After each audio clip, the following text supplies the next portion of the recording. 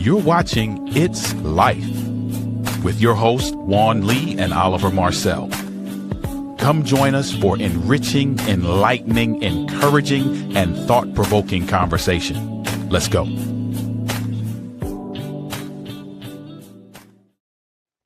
Hello, everybody. Welcome to It's Life. It's Juan Lee, and I'm going solo tonight. Oliver's not with us tonight, so it's just you, me, and our guest. So if this is your first time here, welcome. Welcome to ClearJourney's It's Life podcast. You can find us on our YouTube channel, and that's where we are held at ClearJourney's YouTube channel. ClearJourney is a nonprofit that supports individuals that are looking for answers to life's challenges. You know, whether it's your finances, your relationships, health, personal improvement. That's where we're in this space, because we basically here to establish a change in mindset. Because basically, what is the foundation of the nonprofit is a book that I wrote, and the book is called Love Made Simple: The Guide to Inner Peace, Contentment, and Success. And what that's about is about a mindset. It's a love mindset. And what we do is we provide education and resources so that you might be able to navigate life more successfully with the right mindset.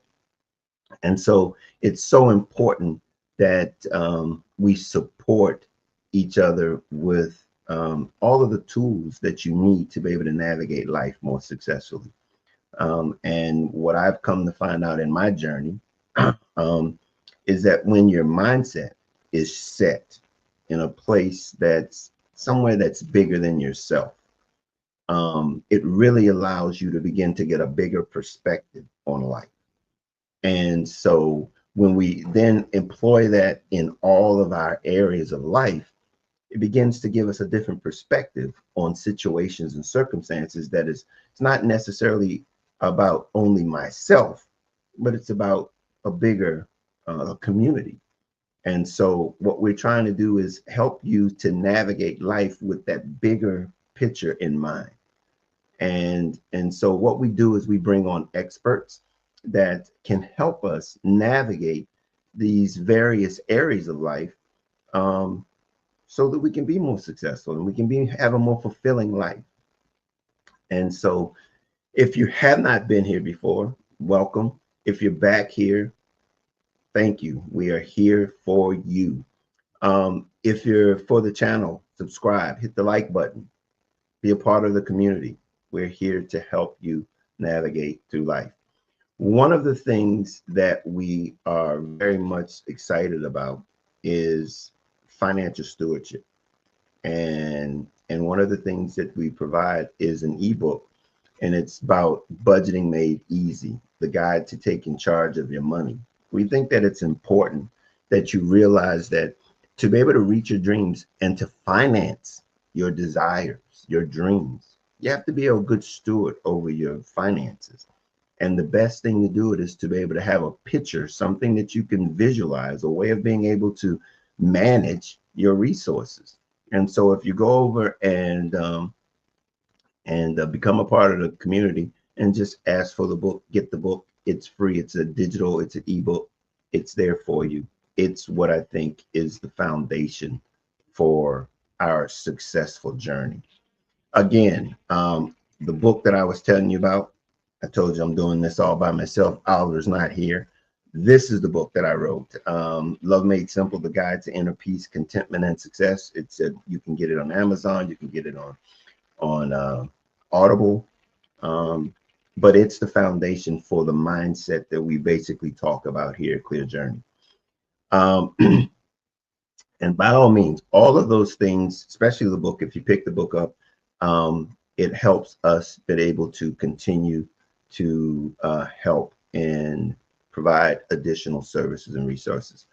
I can't think of anything else. I want you to be aware that we've gone through some changes, and where we once was live, we are now recorded, and we're putting our podcast up every 2 weeks. It'll be every 2 weeks. You'll be able to see us. So that's the difference, the changes that we're going through right now. So until you won't be seeing us live. We're going to be still putting it out live,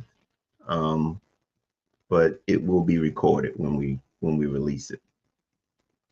All righty, but tonight we have a guest that I think I'm very excited about having this conversation. She is, let's see, today we're honored to welcome Megan Henneth to It's Life. Megan is a licensed couples and family therapist from Chicago area with a background in psychology, School of Counseling, trauma enforced care. Her passion is mental health extended beyond her practice. She also volunteers with the youth, participates in global mission work, and finds joy in arts, reading, and writing. This is the part. She's an expert in systemic and interpersonal challenges, mood disorders, and life transition, making her a perfect guest for today's discussion. Welcome, Megan. We're going to have a wonderful evening together. Thank you for having me. Happy to be here. Well, thank you for being with us. I tell you, we're doing it all. So you're going to work with me and be a part of our production, as well as being the expert in the areas of things that we're going to be talking about. Thank you again for being with us.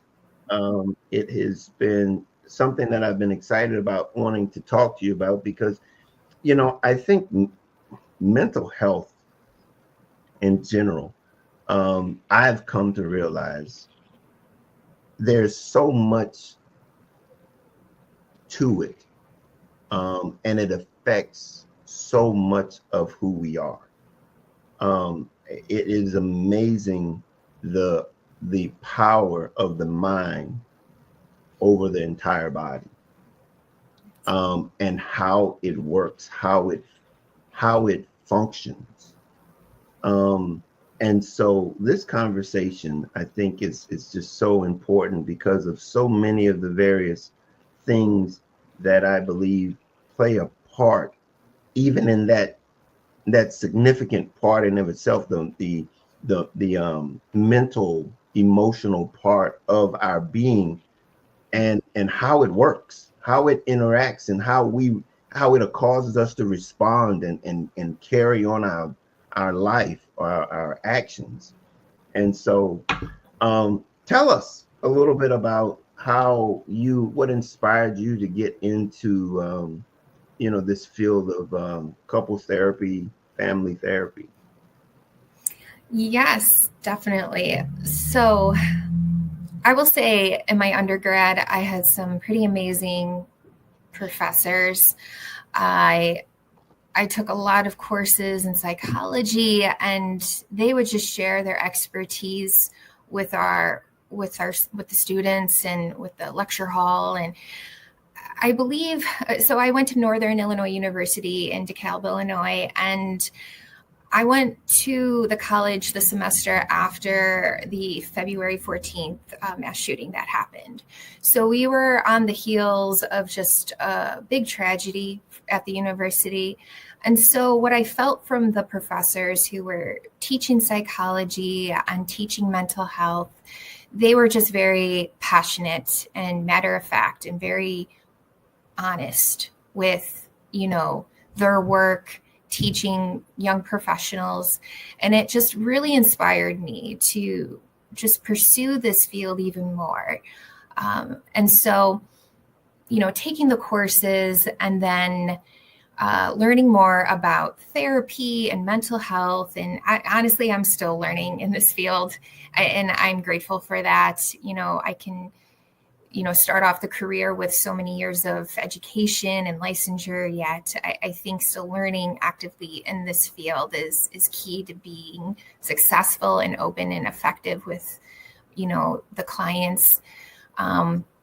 Yet my foundation with just learning from my professors in undergrad and then going to graduate school at Adler University in downtown Chicago, just having this passion for working systemically or interpersonally and relationally with the populations, with clients, with families, couples, kids, teens, you name it, and just kind of seeing where it takes me.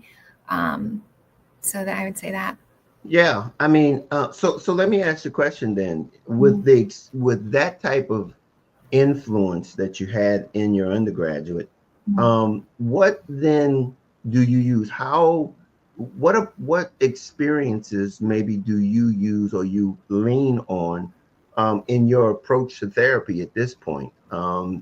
Is it some personal experiences, or is it very much so clinical that you provide your therapy through? Yes, it's majority clinical intervention. So I was trained in systemic therapy at my graduate program, and that takes a look at clients as a whole, of all systemically, of all the different aspects of their life and how it is impacting their mental health or the presenting issue that they're coming in with. And so I was trained in that. And then from there, I just have this, motivation to learn more about other clinical interventions because I work with majority couples as well. I do work a lot under Dr. John and Julie Gottman, their couples work and the clinical interventions of that, emotional focused therapy for couples and for individuals as well. And so primarily I am founded in clinical intervention. And then the personal approach would be more of just, the compassion that I just do feel, for my people, for my clients, for personal experiences, and then the empathy that I meet my clients with. So that is the personal approach as well. Okay. So you've just introduced it. And so let's get into it. Okay. Let's talk about the systemic issues that impact mental health. How can individuals navigate these types of issues? Explain what they are, systemic issues, and then let's go from there, because I think a lot of us probably won't realize how significant these things are. Right. Yes. So systemic issues, I'm thinking they're the socioeconomic issues, social injustice, environmental, political, macro, micro level systems. I think of, just all the different aspects of our life that impact us on a day-to-day basis.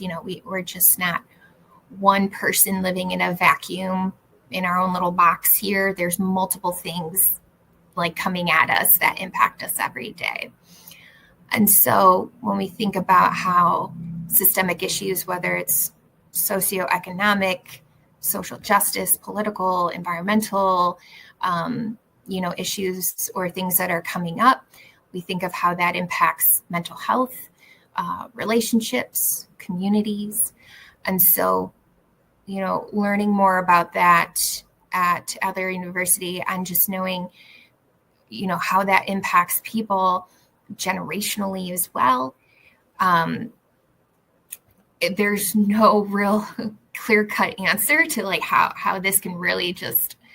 Is there a specific systemic issue that you've been addressing in this? I mean, you've mentioned quite a few of them, and especially in our, in the state of our society and our country right now. How is that? What's the most common one that you're dealing with right now, you think? Right now, I'd say it is political political and perhaps environmental. But I'd say political right now is what I'm getting in my therapy office, especially with my couples. Right now, it's just a lot of conversations about how we're feeling, how it's being impacted personally, relationally, community-wise. And so that adds to the work that I do, like another layer to the presenting concerns. If I got a couple already coming in and they have communication issues, okay, let's work on that. What is the communication issue? And then they're coming in, we're like, now we're trying to talk about politics or how this is impacting me or my career or our relatives or our economic status or whatever it may be. How do I talk to my partner or spouse about this now? In case do they agree? Do they not agree? Are they on my side? Are they not on my side? How do they think about this? Are they just as alarmed as I am, or are they completely checked out? And so, to be honest, like, that is what I'm getting in my room at therapy office. I can truly understand that. I mean, so give me I don't think that's uncommon. So what are some of the strategies that you can help people with as it relates to, especially if we want to talk about within relationships, when you have those types of systemic issues going on internally, and then also being demonstrated or being played out in the relationships? What are some strategies to cope with this types of systemic issues? Mm-hmm. Well, I recognize that therapy is not just the only answer to it all. There has to be, if it's a systemic issue that's impacting somebody or their relationships, it's going to have to take perhaps a holistic approach to help people cope with what's going on. And so while therapy may be one strategy to engage in, whether it's individual therapy, family or couples work, to help with the relational side of things, I also acknowledge, because there are systemic issues that impact, individuals as well, systemic changes also need to happen. If, we want to make lasting changes for the mental health as a whole. Yet when we're narrowing it down to maybe just one person and, they've got a lot of things going up against them or impacting them, I would say perhaps therapeutic support is fine. Community service, whatever community services that are able to support them, and kind of take it from there. Okay. All righty. If that being the case, then especially as it relates to, like we said, there's so many components to our mental health. Yeah. Our interpersonal relationships, how much of an influence does our interpersonal relationships influence our mental health? That's and or if it, let's start there. How much or does it, and what can we do if it does? What can we do about it? Yeah, a quote that comes to my mind when I think about that is, the quality of our life can be determined by the quality of our relationships. And so kind of navigating or taking note of, what are the quality of my relationships and interpersonal relationships at this point? Really bringing awareness to how much are they working for me, or am I engaged in friendships, family relationships, dating, romantic, marriage, whatever it may be. Really understanding where you stand in that and how that is for you and how that is impacting your life. And so I believe we're relational people. We have this sense of, belonging that is primitive. And so finding out like if there's a sense of belonging that's missing, whether it's friendship, family, romantic, whatever it may be, if that's missing, then we might see, some mental health challenges pop up here and there, or maybe chronically, it just depends on the person.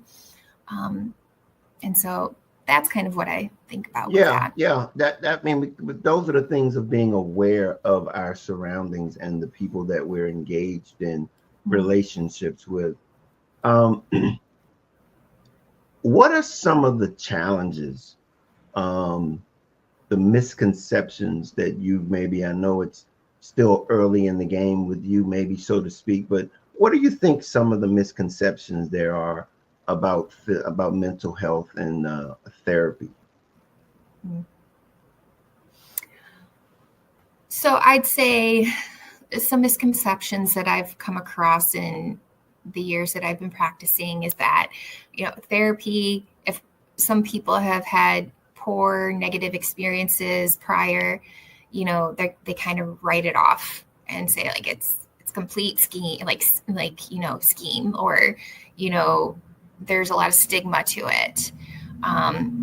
People still feel a lot of shame around it, having to go somewhere or talk to somebody because they're feeling unwell, or, whatever it may be, they're struggling or distressed, and so, I would say even during the pandemic, people still struggled with that stigma, or were just really, what I find in my clinical experience, people were still struggling and avoidant of seeking help, even though clearly like there was a nationwide, like global, I should say, like mental health crisis happening.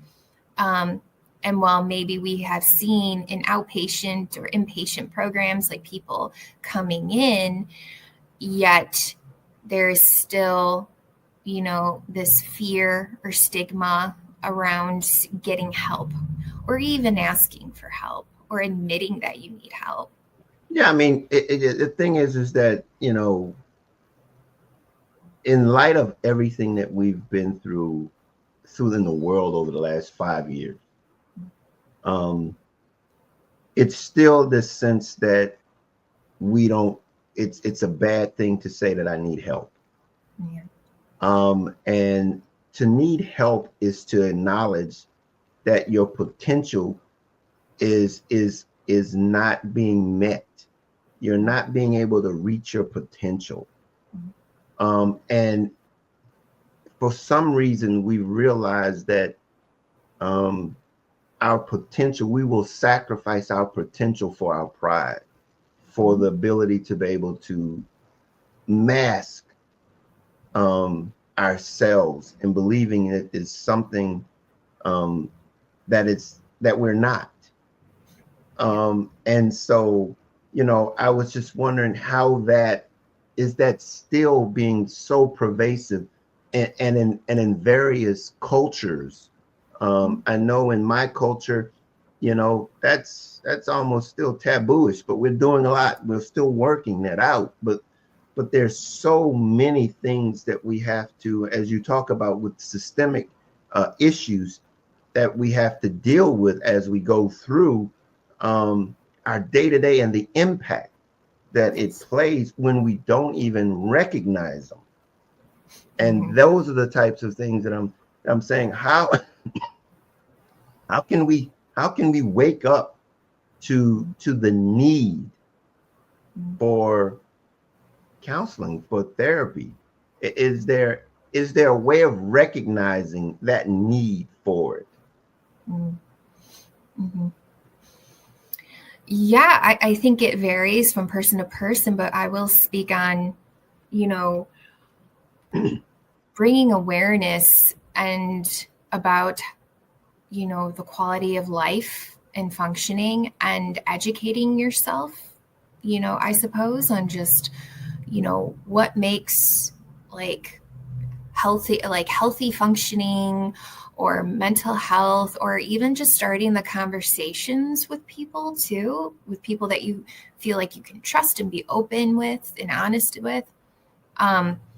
You brought up a good point too about the cultural aspect of it as well. And while I think of some clients that I have where, they are just breaking like some generational cycles here, because the way that they've been going about their life or taking care of their mental health has been functional. Yet when they come to a place and they talk about it with an objective person and we start to talk about it a little bit more, it's like, was that functional or was that just the way it was? Because here's what is healthy and functional. And does that align with what you've been doing in your world or your relationships or with your mental health? And so there are some, generational things that sometimes we have to break through to as well. Yeah. And those are the types of things that I'm saying, like, when that's a very good example, because when you say healthy and unhealthy, we struggle with culturally not even comparing it to being healthy or not. It is that, culture, it is. And when you say, is it healthy? We don't even put it up besides that. We don't even put it up beside healthy or not. So that's a very useful tool there to be able to say, okay, look, is this healthy? Is what you're doing, in spite of the fact that you've been doing it for generations, is this healthy? And I think that's a very good tool to be able to align yourself with, because I don't even think most people and that's here we go. I think that's the tool that allows us to recognize the need for help. Is to measure it. We can't do it ourselves. And when we don't even attempt to measure ourselves. Yeah. And when we do, it's amazing with an objective eye that we can see that it's unhealthy. Man, that's good stuff, Megan. Oh, thank you. I try. I'm just here and just. That's good stuff, Megan. No, I think because the way in which you worded, the way you presented that was very. I think because the question is, how do we overcome this stigma? Yeah. And if we don't measure ourselves, we're never going to be able to overcome it, because we have a pattern of normalcy that's what we've been accustomed to. And granted, this is not rocket science. We're just putting it in we're using different words, saying the same thing. But I think many of us just don't recognize the need to measure ourselves. Yeah. That's a fair statement. I see that sometimes in my therapy office. It takes a lot for somebody to come through the door. And once they're here, I'm like, welcome, glad you made it. Happy you're here, even though it's under maybe not the greatest of circumstances. And then when we start deconstructing a little bit more and more of like, why are you here? What brings you here? What have you been experiencing? And usually I find, I've been functioning this way for so long and it's not getting me the same, like the outcome that I want. What am I doing? Why am I still doing it? Why? What's wrong with me? Why am I here? It is. I'm dibbling into your profession, and I appreciate you for allowing me to, but it really became crystal clear to me, in talking with you, is it's like, we really have some recognition that we have to come to grips with. And until we do, we can't even, the tools that you have to help us navigate. And again, that's a part of what ClearJourney is about helping us navigate life more successfully, is that we've got to be able to be, be open to the information, the tools, so that we can navigate and to have a healthier life, whether it's mentally, physically, emotionally. We need this openness to be able to accomplish it. One other thing that you talked about, and we haven't spoken much of it, you said you're in youth ministry. You want to talk a little bit about the youth ministry and the global mission trips that you've been on, and how those things have impacted your therapy sessions and things like that? Yes, definitely. So I've been volunteering with youth ministry. I'm part of a non-denominational Christian church. And so I've been volunteering with youth ministry for the last, probably a decade or so. I find great joy in it, working with children and teens, and I think in my clinical background, it gives me, or it helps inform me in knowing how to approach kids, developmentally and appropriately when it comes to just like relating and, encouraging them. And so, I do volunteer on the weekends sometimes if my schedule allows it, to help the kids at the church and, talk about our faith and answer their questions, or don't answer their questions and say, like, I got the same questions too, but that's okay. So it brings me great joy. And I'm so, so grateful to have such opportunity for that. And then the global missions experiences that I've had, which is just, another great joy and a newer joy that I found later on. And so I've been to a town called Sept, Poland, a couple times now, and it's through my church, and we do these missions trips to help Ukrainian refugees cross over the border from Ukraine to Poland and further into Europe when they are seeking, safety and refuge from the Ukrainian and Russian war that has been going on since 2014. Yet the invasion for the last couple of years has really emphasized, the urgency for Ukrainians to get out of there and seek safety and refuge somewhere else. And so my church has sent a couple groups, numerous groups, I should say. I've only been on a couple trips so far to help aid, that whole process, whether it's helping people get on the train to get back on, like further into Europe, working with them in halfway houses when they're just able to stay there for a couple of days or so, and then get tickets on a train or a plane and go somewhere else for refuge. I do have plans to return. I've been asked again. And this time when I'm returning, I will be doing another experience where it's a trauma care camp for Ukrainian youth who are crossing into Poland and able to stay there for a week or so and just have respite, from the war. And then they're able to, and then they have to go back to Ukraine. Yet, we're able to provide trauma care and maybe not like full-on therapeutic, intervention in a year, like a week and a half. Yet we're able to just have them be kids and use our translators, because I don't speak fluent Ukrainian at all, or Polish. Yet we're able to use our tools to relate to them, talk to them, be silly with them, and just give them that space to be a kid or a teen. And it's been such a fulfilling and wonderful experience that I've been so blessed to be a part of. I was wondering how this has impacted you, and just personally, how it's impacted you, because there is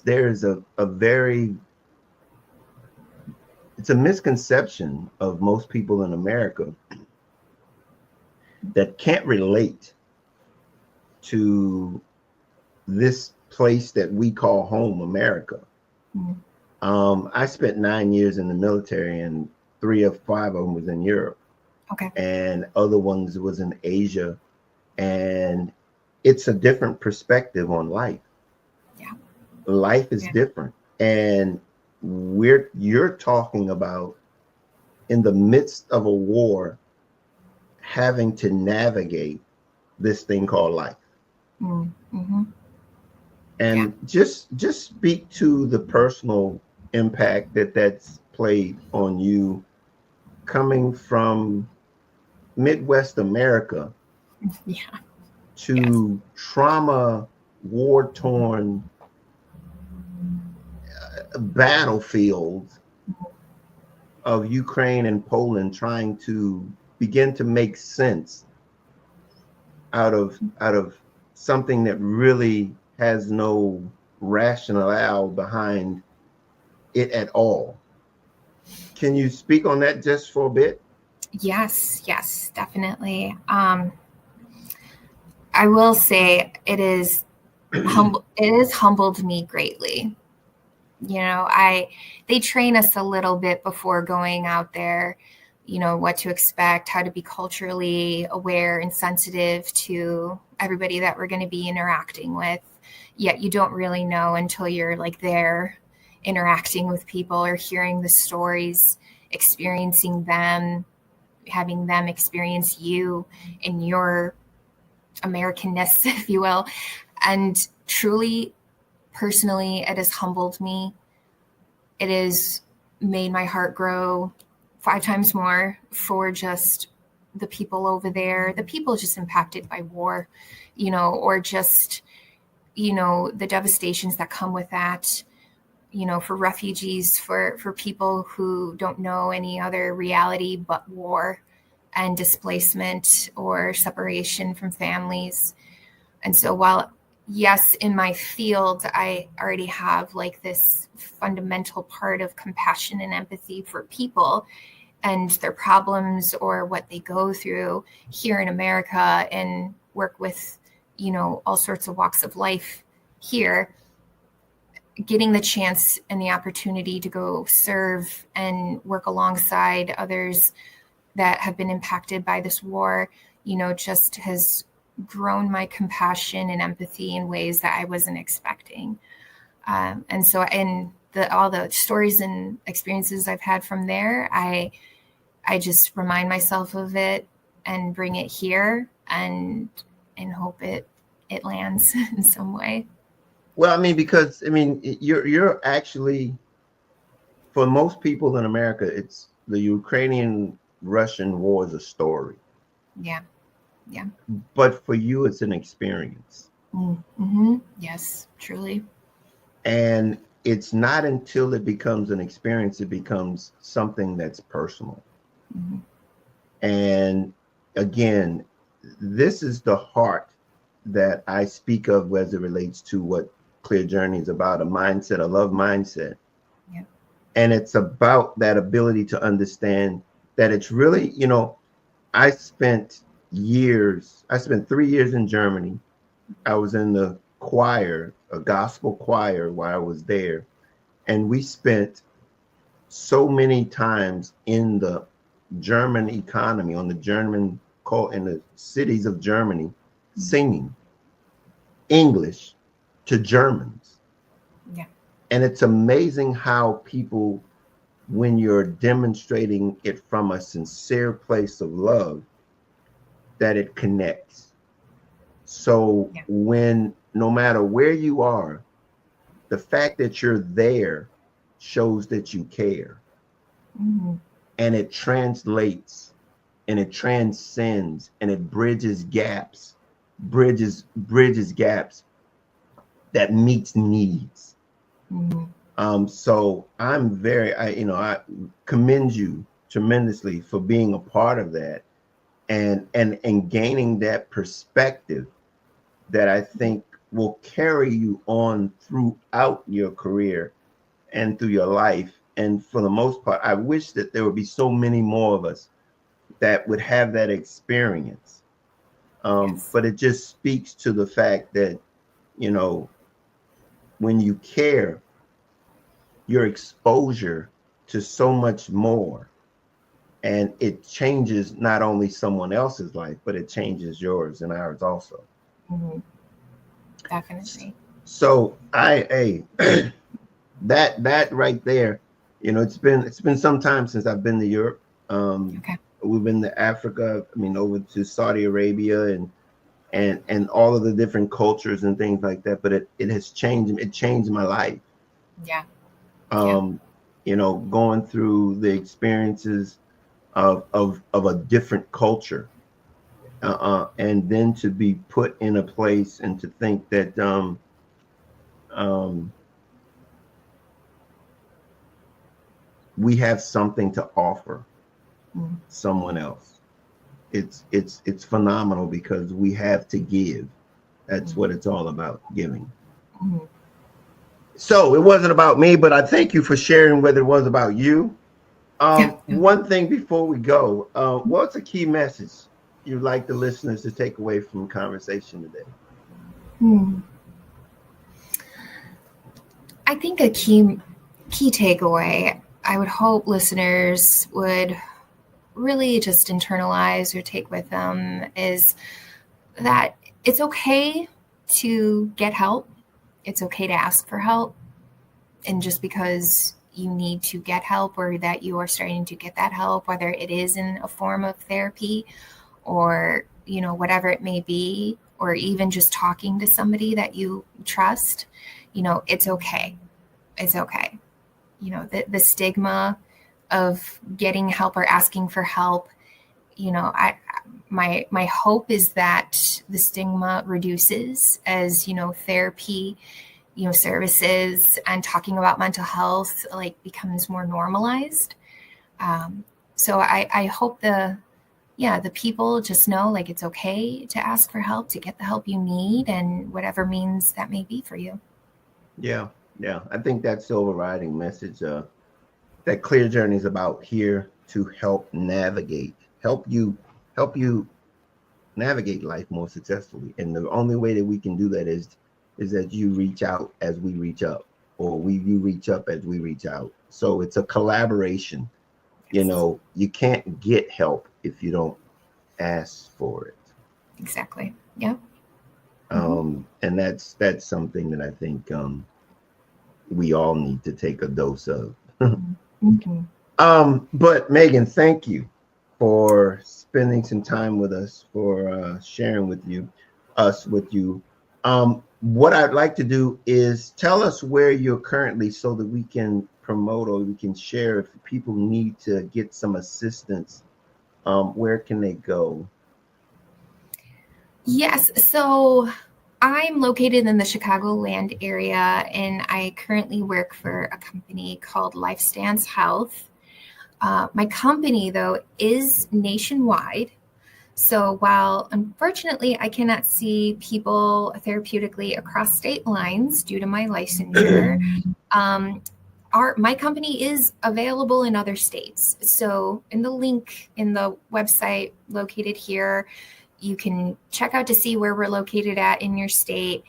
It's really accessible, looking for what type of provider you want, what kind of thing are you struggling with, your insurance, whatever that may be. We offer individual, relational, group therapies, programming, whatever that may be, life coaching, I believe now too. And so definitely take a look there and see if that company, that kind of outlet would be helpful for you. Yeah, I mean, I've gone on there to check it out, to see what it's on, and it gives you virtual and in person. Yes, that too. So it really allows you to, whatever makes you comfortable in being able to reach out to get the service. And here's the thing, it takes insurance. Yes, we do. They take insurance. This company takes insurance. Mm-hmm. So let's understand that with insurance, just a copay, not out of your pocket, No. $250 no. Oh, no. hourly charge. Right, so right. By all means, look them up and reach out. That's what it takes. It's as simple as reaching out, and it's right here at your disposal. So again, thank you, Megan, for spending some time with us today. I'm hoping that the community takes you up on your suggestion to reach out and seek the help that they need. I appreciate you for being here. We will be in touch. I'm going to close the show out. I'm going to send you back to the green room, but don't go anywhere. I just want to, again, touch base with you before I let you go. So thanks again. Sounds good. Thank you for having me. All righty. Well, guys and girls, we really had a lot of conversation with Megan, and I appreciate her so much for being here. Again, it's essential for us to be able to share with one another. We provide various types of professionals, experts that come on at various stages and levels of their careers.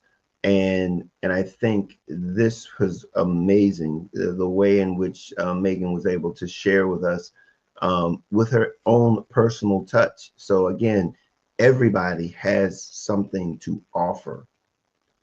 So all we have to do is enter into collaboration or relationships with openness. And I think we can grow. We have something, everyone has something to offer. And so we appreciate you being here. We hope you'll come back and spend time with us again.